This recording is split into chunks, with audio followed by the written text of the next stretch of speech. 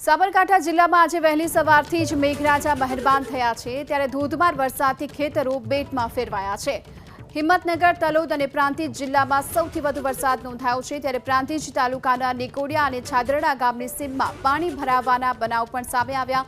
ખેતરમાં પાણી જ પાણી જોવા મળી રહ્યું છે। ખેતરો બેટમાં ફેરવાઈ ચૂક્યા છે।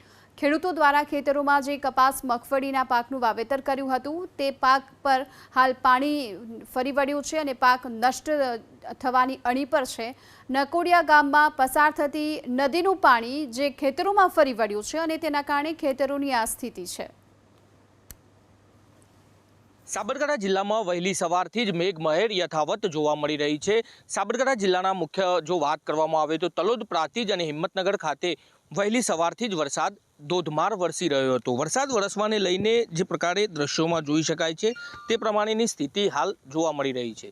પ્રાંતિજ તાલુકાના નિકોડા અને છાદરડા ગામનો આ સીમાડો છે કે જ્યાં વર્ષોથી ખેડૂતો પોતાના ખેતરમાં ખેત પાકો વાવતા હોય છે, પરંતુ ચાલુ સાલે જે આ વરસાદ વરસી રહ્યો છે, વરસાદ વરસવાના કારણે જે નદી નાળા છે તે છલકાય છે। નદી જે અહીંથી પસાર થાય છે તેનું પાણી ઓવરફ્લો થયું છે અને ગામના સીમાડામાં પહોંચી ચૂક્યું છે। જે પ્રકારે દ્રશ્યોમાં જોઈ શકાય છે તે આ તળાવ કે કોઈ નારું નથી, પરંતુ આ ખેતર છે। આ ખેતરની અંદર ખેડૂતોએ મગફળીનું વાવેતર કર્યું હતું, પરંતુ હાલ મગફળી દેખાતી નથી, પાણીમાં ગરકાવ થઈ ચૂકી છે।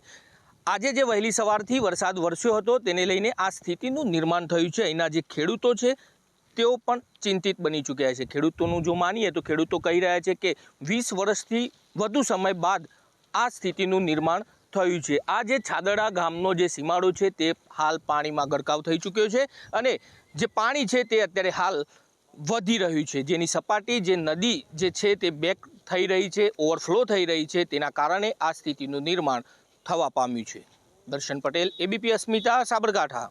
ગામ અને સીમાડો બધો બેટમાં ફેરવાઈ ગયો હોય એવી પરિસ્થિતિ છે અને સમગ્ર મગફળીના પાકમાં જ્યાં જુઓ ત્યાં કેડસમા પાણી લગભગ ભરાયેલા છે।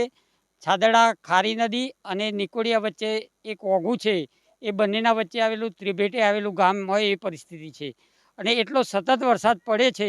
હજુ અવડો થોડી વાર વિરામ લીધો છે અને ખૂબ જ નુકસાન થયેલ છે મગફળીના પાક અને કપાસનું પાકમાં।